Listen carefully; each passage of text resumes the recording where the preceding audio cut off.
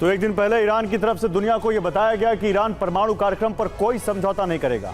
अब 24 घंटे बाद ईरान से एक और चौंकाने वाला बयान आया। युद्ध के थमने और हॉर्मुज के खुलने से पूरी दुनिया ने चैन की सांस ली थी, लेकिन ईरान ने साफ कर दिया है कि हॉर्मुज में फ्री एंट्री सिर्फ 60 दिनों के लिए, यानी वो 60 दिन जिसमें अमेरिका ईरान को फाइनल समझौता करना है। अब अमेरिका ईरान को प्रलोभन दे रहा है कि जब तेल निर्यात से प्रतिबंध हट रहा है तो फिर हॉर्मुज से टोल वसूली की जरूरत क्या है। लेकिन ईरान समझ चुका है कि हॉर्मुज ही वो हथियार है जिसके बल पर वो सुपर पावर को घुटनों पर लेकर आया है। देश है कि सभी शिप सिर्फ उसके बताए रूट पर चलें। ईरान के मुताबिक सभी शिप को लड़ाक द्वीप के करीब से जाना होगा। वैकल्पिक रूट लेने पर ईरान सुरक्षा गारंटी नहीं देगा और वो टारगेट भी बनेगा। ईरान के सूत्रों के हवाले से छपी रिपोर्ट के मुताबिक ईरान हॉर्मुज पर नियंत्रण को मान्यता दिलाकर रहेगा। जहाजों से टोल लेने को भी अंतर्राष्ट्रीय मान्यता मिलेगी। ईरान इसके लिए हॉर्मुज में और धमाके भी कर सकता है। और हॉर्मुज में शिपिंग लेन को लेकर बड़ी मुश्किल आ रही। यहाँ फारस की खाड़ी से निकलने वाले जहाजों को अमेरिका का रूट या ईरान का रूट, इसमें से किसी एक को चुनना होता है। इन दिनों हॉर्मुज में 2 विकल्प मौजूद हैं।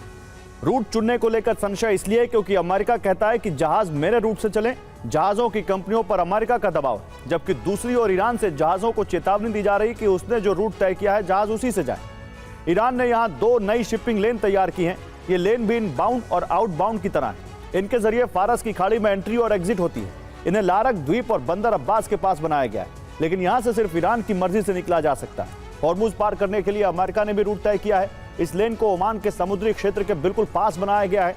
यह लेन ओमान के मुसंदम प्रायद्वीप के करीब से होकर गुजरती है। दावा है कि इस लेन को तैयार करने के लिए ईरान की कुछ सी माइंस भी हटाई गई हैं, लेकिन यह बेहद संकरा रूट है। यहाँ सटीक नेविगेशन का पालन करना जरूरी है। इस रूट पर उथले समुद्र से खतरा है और एक जहाज फंस भी गया है। इस रूट के आसपास समुद्र की गहराई बहुत कम है, इसलिए हमेशा जहाज फंसने का खतरा रहता है। हॉर्मुज के मामले पर अमेरिका बेहद दबाव में है। ट्रम्प नहीं चाहते कि हॉर्मुज बंद होने की नौबत आए।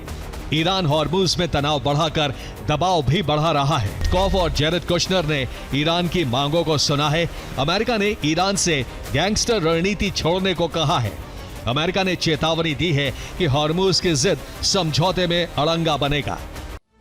हालांकि हॉर्मुज में ईरान का वर्चस्व साफ नजर आ रहा है। नए नियमों का पालन भी हो रहा है। 24 घंटे में कुल 35 जहाज हॉर्मुज से गुजरे हैं। 11 कार्गो शिप फारस की खाड़ी में गए। 9 तेल टैंकर भी फारस की खाड़ी में गए हैं, जबकि 15 जहाज फारस की खाड़ी से निकले। बाहर निकलने के दौरान 9 टैंकर और 6 जहाज हॉर्मुज से गुजरे। प्रमुख वार्ताकार कालीबाफ के मुताबिक हॉर्मुज में फ्री एंट्री सिर्फ 60 दिनों के लिए है।